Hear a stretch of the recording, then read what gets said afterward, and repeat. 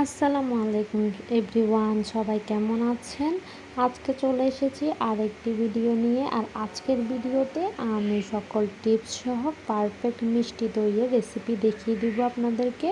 কোনো প্রকার পানি জমবে না বা পারফেক্টভাবে হবে, কোনো সমস্যা হবে না। আজকে সব টিপস সহ বলে দেবো, আপনারা ভিডিওতে দেখে বুঝতে পারছেন যে এটা কতটা পারফেক্ট হয়েছে। তো চলুন আজকের ভিডিও শুরু করা যাক। তো এর জন্য আমি একটি প্যান নিয়ে নিয়েছি। এরপর আমি এখানে চিনি 1/3 কাপ পরিমাণ দিয়েছি। আপনারা চাইলে আর একটু বেশি দিতে পারেন, তবে আমি মিষ্টি তেমনটা ভালোবাসি না, এই জন্য একটু কমিয়ে দিয়েছি। তো এরপর আমি এগুলোকে ক্যারামেল হওয়ার জন্য অপেক্ষা করব। তো আপনারা দেখতে পাচ্ছেন ধীরে ধীরে ক্যারামেলের কালার আসছে। তো এখন চুলার আঁচ থাকবে মিডিয়াম টু লো, বেশি হাই হিটে দিতে যাবেন না, তাহলে কিন্তু ক্যারামেলটা পুড়ে যাবে আর স্বাদটা কিন্তু তিতো হয়ে যাবে। এই জন্য আপনারা মিডিয়াম টু লো আছে ক্যারামেল করে নেবেন। তো দেখুন আস্তে আস্তে ক্যারামেলের কালারটা কিন্তু গাঢ় হতে শুরু করেছে। তো এই পর্যায়ে আমরা এখানে দিয়ে দিব দুধ। এর থেকে বেশি ঘন করতে যাবেন না, তাহলে কিন্তু ক্যারামেলটা পুড়ে যাবে। তো আপনারা ক্যারামেলটার এদিকে খেয়াল রাখবেন। তো এবার আমি এখানে দুধ দিয়ে দিচ্ছি। দুধ আমি এখানে 4 কাপের মতো দিয়েছি, গরুর দুধ 4 কাপের মতো দিয়েছি। আপনারা মেজারমেন্টটা ঠিক রাখবেন, মেজারমেন্ট কাপের 4 কাপ দিয়ে দিবেন গরুর দুধ।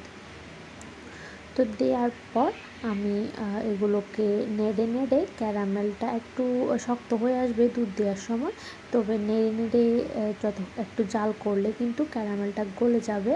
আমি ক্যারামেলটা করেছি যে মিষ্টি দইয়ে যে একটা অথেন্টিক কালার আসে, সেটা করার জন্য। আপনারা চাইলে ক্যারামেলটা স্কিপ করতে পারেন, কোনো সমস্যা নেই।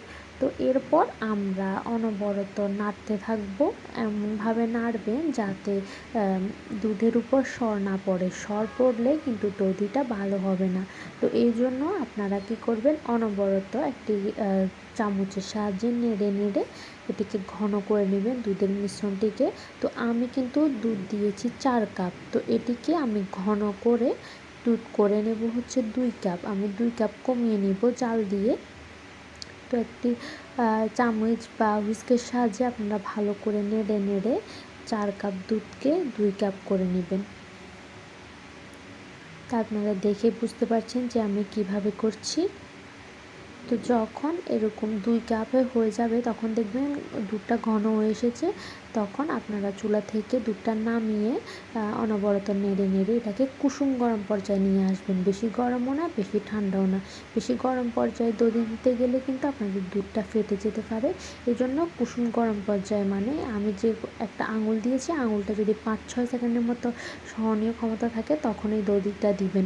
তো আমি এখানে পানি চড়ানো টক দইটা দিয়েছি 1/3 কাপ পরিমাণ। তো দেওয়ার পর আমি ভালো করে মিশিয়ে নিচ্ছি একটু হুইস্কের সাহায্যে। এরপর আমি একটি বাটিতে ঢেলে নিয়েছি। তো ঢেলে নেওয়ার পর আমি একটি পাতিলে একটু পানি দিয়ে একটি স্ট্যান্ড বসিয়ে বাটিটা রেখে 35 মিনিটের মতো স্টিম করে নিয়েছি। তো 35 মিনিট পর ঢাকনা খুলে আমি আপনাদেরকে দেখিয়ে দিচ্ছি যে আমার কাঠিটা কিন্তু একেবারেই পরিষ্কার এসেছে, তার মানে আমার দধিটা কিন্তু একেবারেই পারফেক্ট হয়েছে। তো এই পর্যায়ে আমি নামিয়ে নিব আর আপনাদেরকে দেখিয়ে দিব আমার দধিটা কতটা পারফেক্ট হয়েছে। তো একটি চামচের সাহায্যে আমি উঠিয়ে দেখিয়ে দিচ্ছি। আর এই দইটাতে কিন্তু একটুও পানি জমেনি, আপনারা দেখে বুঝতে পারছেন। আর এটা কিন্তু একেবারে পারফেক্ট সফট হয়েছে। আর অথেন্টিক কালারটাও চলে এসেছে, যে মিষ্টি দইয়ের একটা কালার আসে, সেটাও চলে এসেছে ক্যারামেল ইউজ করার জন্য। তো আজকে সব টিপস বলে দিচ্ছি। যদি আপনাদের ভিডিওটা ভালো লেগে থাকে তাহলে শেয়ার করে আমার পাশে থাকবেন। আল্লাহ হাফিজ।